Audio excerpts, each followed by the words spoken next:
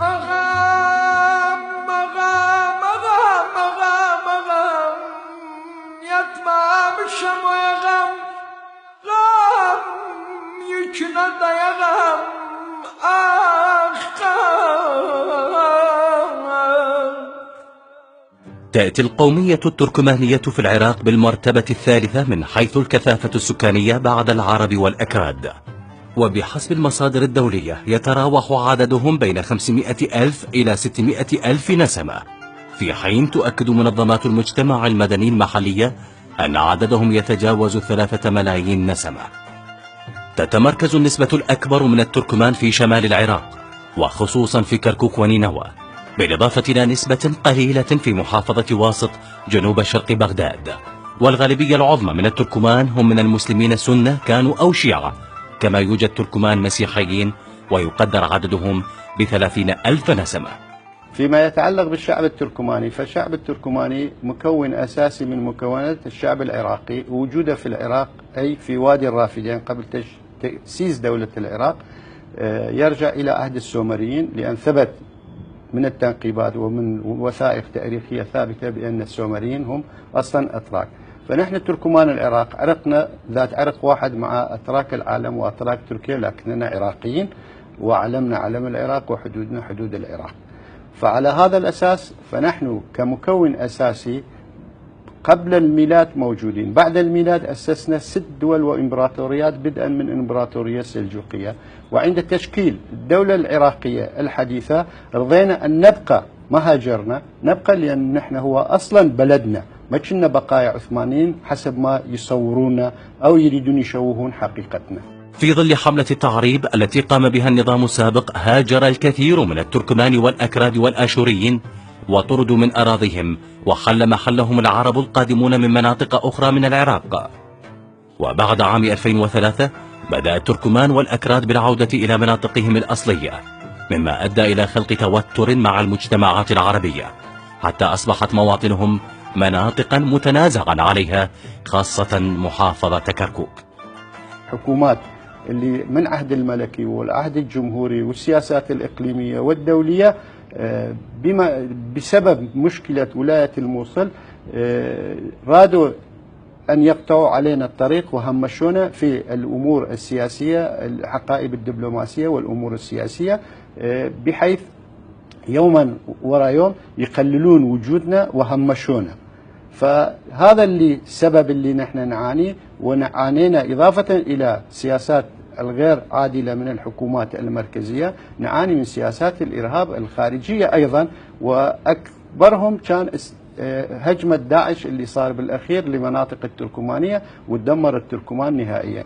قبل أحداث حزيران 2014 تعرض بعض التركمان للترهيب لأسباب دينية وطائفية، أما بعد اجتياح تنظيم داعش الإرهابي للعراق فقد تم استهداف التركمان الشيعة وأعدم عدد منهم.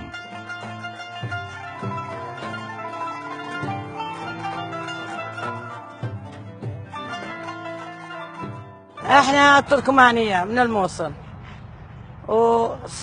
سكننا قرية سادة بعويزة، قتلوا ولادي 2، وعنده آخر واحد عنده بنات 2، ومعين ما عندهم، لا أبعدهم ولا أم عندهم، وليهم الله وأني، ولي هسه للحالة راتب ما عندهم، وإحنا قاعدين بالحسينيات. يعني ليه هسه الحالة الماي نشتري، اللي يجعل إحنا بالجزيرة ساكنين ماي بتنكرات قليل يجي علينا، الماي بفلوس نشتري، وإذا ما عتبه، إذا ما أهل الخير ينطونا إحنا فاسين هنا من الجوع. والله جو علينا، سقطوا الحكومة قالوا سقط راسا نجموا علينا. عاد إحنا عوايل، إحنا عندنا عرض وأشون ننضل، كل من شرد أخذ ولاد. أني من الناس 2 ولادين شتها للآخر ضربوها هسه بغداد، ساكن بالشقق، يعني ما مات، هم أخذوها بالسيارة ضربوها. هسه طيب حاليا طلقة مال بالخطر، هسه ما يخلون يسوون عملية، يقول ان يا يصير شلال يا يموت ما نقدر نسوي. عنده 5 أطفال وهو هم كاسر. الصغيره يقول يما خلي الحكومه ياخذنا. الصغيره تقول احنا اذا نروح نلبس عسكري، اروح اخذ حيف ابونا. هاي ملك. والثاني واحد كل ما كنا غادي ما يسالون، بس هنا يسالون ابوهم. ماما دفنتوا ابويا، اقول ايه، غسلتوا ابويا، اقول ايه. يقول ما تودينا على امام علي نروح نصلي ونصوم نطلب بلكي يرجعون بابا هاني علينا. حنا بزماننا حايرينه، احنا حايرين بزماننا، حايرين بزماننا احنا. هسه قلبي على ولادي، ضل مقبرتهم اثنيناتهم بالموصل. كل خميس اقعد ابكي يعني عليهم. اقل اقل انت انا ودي البنات يقعدون يشوفون قبر ابوهم. نناشد جميع من يدعي الدفاع عن حقوق الإنسان والمساواة بين المواطنين أن يشيلوه ويكونون مع التركمان ومع مظلوميتهم ويدافعوا عنهم ويهيئوا الجو اللي لا يهجر، لا يفكر الموجودين بالهجرة واللي مهاجرين حتى يفكرون كيف يعودون. تعرض تركمان العراق إلى العنف والترهيب من قبل مختلف الأطراف.